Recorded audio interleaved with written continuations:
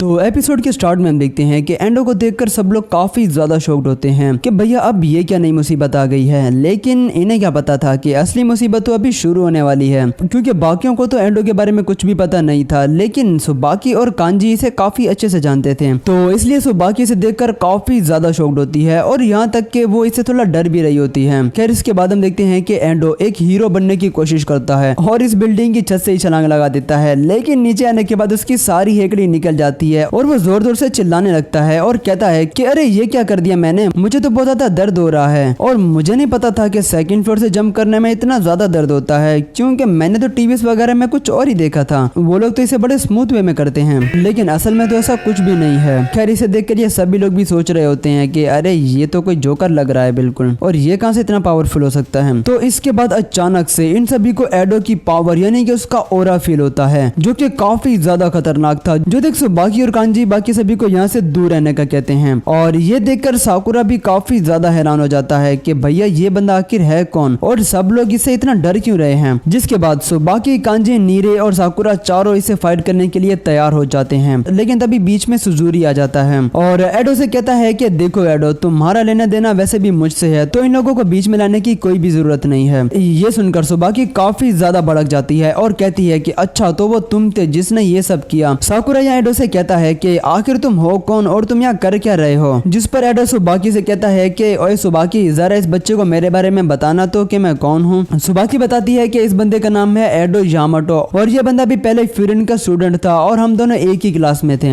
एडो का नाम सुनते ही नईरे के पसीने छूट जाते हैं। वो इन्हें बताता है कि उसने भी एडो के बारे में सुन रखा है और यहाँ तक कि फ्यूरिन के सभी लोगों को भी इसका नाम पता है और ये काफी ज्यादा खतरनाक है और ये एक लेजेंड है। इसकी बात सुनकर एडो कहता है कि अरे भाई बस कर, इतनी भी तारीफ मत कर मेरी। साकुरा कहता है कि लेजेंड और ये बंदा, क्या बकवास कर रहे हो तुम, क्योंकि जो बंदा किसी को किडनैप करवा सकता है वो कोई लेजेंड नहीं बल्कि वो तो कोई बुलशिट होगा। साकुरा की बात सुनकर एडो कहता है कि मुझे नहीं पता था कि अब फ्यूरिन वाले इस तरह की लैंग्वेज का भी यूज करते हैं। खैर वो कहता है कि तुम साकुरा हो ना, मैंने तुम्हें कील गैंग से लड़ते हुए देखा है, मैंने तुम्हारी पूरी फाइट देखी थी और मैं बस ये कहना चाहता हूँ कि तुम जैसे बंदे को फ्यूरिन में कभी भी नहीं होना चाहिए और मैं तो कहता हूँ कि तुम्हारे लिए यही अच्छा होगा कि तुम अभी से फ्यूरिन को छोड़ दो। इसकी बात सुनकर नायरे को काफी ज्यादा गुस्सा आ जाता है और वो कहता है कि तुम अपनी बकवास बंद करो, क्योंकि तुम साकुरा के बारे में कुछ भी नहीं जानते, तो तुम जो कुछ भी कह रहे हो वो सब बकवास है। जिसके बाद अचानक से ही सुबाकी और कांजी दोनों मिलकर इस पर अटैक कर देते हैं, लेकिन वो इन दोनों के अटैक्स को बड़ी ही आसानी से डॉज कर पा रहा होता है। जिसके बाद सुआ भी इस फाइट को ज्वाइन कर लेता है, लेकिन ये तीनों मिलकर भी उसे हिट नहीं कर पा रहे थे और इन सभी के अटैक्स को बहुत ही आसानी से डॉज कर पा रहा होता है। तो तभी साकुरा बीच में आकर इसे एक जोरदार किक दे मारता है और इसे पीछे पुश कर देता है, लेकिन इसका भी इस पर कुछ खास असर नहीं होता और एडो कहता है कि दोस्तों जरा मेरी बात तो कंप्लीट होने दो। मैं तो ये कह रहा था कि साकुरा जैसा बंदा फ्यूरिन में होना ही नहीं चाहिए, क्योंकि वो अकेला ही काफी ज्यादा स्ट्रॉन्ग और काफी ज्यादा पावरफुल है और अगर वो अकेला रहा तो वो काफी ज्यादा पावरफुल बन जाएगा। साकुरा इसे कहता है कि तुम अपनी बकवास बंद करो और तुम मेरे बारे में कुछ भी नहीं जानते और वैसे भी मुझे फर्क नहीं पड़ता कि लोग मेरे बारे में क्या सोचते हैं। इसकी बात सुनकर एडो कहता है कि हाँ ये तो बहुत अच्छी बात कही तुमने। इसके बाद ये भी इन सब से लड़ने के लिए तैयार हो जाता है और कहता है कि चलो कोई नहीं, मैं थोड़ी देर तक तो तुम लोगों के साथ खेल ही सकता हूँ ना। वेल ये सभी लोग फाइट करने के लिए तैयार होते हैं, लेकिन तभी सुजुरी आगे बढ़ता है और एडो से माफी मांगते हुए इसके सामने अपना सर झुकाता है और कहता है कि यहाँ जो कुछ भी हुआ है उस सब का जिम्मेदार मैं हूँ और ये सब मेरी गलती है क्योंकि मैं अपना काम ढंग से नहीं कर पाया, तो इस सब की जिम्मेदारी मैं अपने सर पर लेता हूँ, तो तुम इन सबको छोड़ दो। एडो इसके पास आकर जोर जोर से हंसने लगता है और कहता है कि तुम लोग तो सचमुच में काफी ज्यादा मजाकिया हो यार। वो कहता है कि ठीक है फिर, और वैसे भी जिस बंदे ने उसे इस लड़की को किडनैप करने के पैसे दिए हैं वो वैसे भी और काफी सारे गलत काम करता रहता है, तो अगर मैं उसे थोड़ा सा धमकाऊं तो वो इस लड़की का पीछा छोड़ देगा, तो तुम लोग बेफिक्र हो जाओ, लड़की को कुछ भी नहीं होगा। ये सुनकर कांजी कहता है कि पर तुम ऐसा क्यों करोगे। एंडो कहता है कि बस वैसे ही आज मेरा मूड काफी अच्छा है तो इसीलिए। ये देखकर सुबाकी भी से कहती है कि क्या तुम कोई पागल वागल तो नहीं हो या तुम हमेशा ही ऐसा रहते हो। जिस पर एडो कहता है कि अब मैं चलता हूँ, बहुत जल्द तुम लोगों से मुलाकात होगी फ्यूरिन में, और ये कहकर वो यहाँ से जाने लगता है। लेकिन साकुरा से कहता है कि रुको, तू कहाँ जा रहा है और अभी तक हमारी बात खत्म नहीं हुई। जिसके बाद साकुरा इस पर अटैक करने के लिए आगे बढ़ता है, लेकिन फिर से उसे एडो का ऑरा फील होता है और वो वहीं पर रुक जाता है और हिल तक नहीं पाता और एडो यहाँ से चला जाता है। खैर फिर हम इसके बाद का सीन देखते हैं जहाँ अब ये सभी लोग एक रेस्टोरेंट वगैरह में खाना खाने के लिए आए होते हैं। असल में कांजी ने इन सबको यहाँ पार्टी दी थी शिजुका को बचाने के लिए। सभी लोग यहाँ खाना वगैरह वगैरह खा रहे होते हैं और सुबाकी को यहाँ सुजूरी की बात याद आती है जब उसने कहा था कि बहुत से ऐसे लोग हैं जिन्हें 3 टाइम पेट भरकर खाना खाने को भी नहीं मिलता। ये सोचकर सुबाकी सुजूरी को खाना खाने का कहती है और जैसे ही सुजूरी खाना खाता है तो उसे ये खाना बहुत ज्यादा पसंद आता है, जिसके बाद सुबाकी का एक वॉइस कमांडर इससे पूछता है कि वैसे सुजूरी तुम्हें क्या करना पसंद है और तुम क्या बनना चाहते हो, जिस पर सुजूरी बताता है कि वो हमेशा से ही एक गेमर बनना चाहता था और उसे गेम खेलना काफी ज्यादा पसंद है, लेकिन पैसे ना होने की वजह से वो कभी भी गेम्स वगैरह खरीद नहीं पाया। जिस पर सुबाकी कहती है कि अच्छा, लेकिन उसके लिए तो तुम्हें एक टीवी, कंसोल और कुछ कार्ट्रिज वगैरह चाहिए होंगी ना, लेकिन ये सब तो अभी हमारे पास नहीं है। जिस पर सुजूरी कहता है कि कोई बात नहीं, मैं मेहनत करूंगा और अपने पैसे बचाकर खुद ये सब कुछ खरीदूंगा। लेकिन तभी यहाँ शोगो काफी सारी गेम्स वगैरह लेकर आ जाता है और ये लोग उसे टीवी में लगाकर खेलने लगते हैं। ये सभी साकुरा को भी गेम खेलने का कहते हैं, लेकिन उसे तो ये गेम बिल्कुल भी समझ में नहीं आ रही होती और वो हर बार लास्ट आता है, जिस वजह से अब साकुरा को काफी ज्यादा गुस्सा आ रहा था। लेकिन फिर भी वो कहता है कि जब तक वो जीत नहीं जाता तब तक वो ये गेम खेलता रहेगा। खैर ये सब गेम वगैरह खेल रहे होते हैं और दूसरी तरफ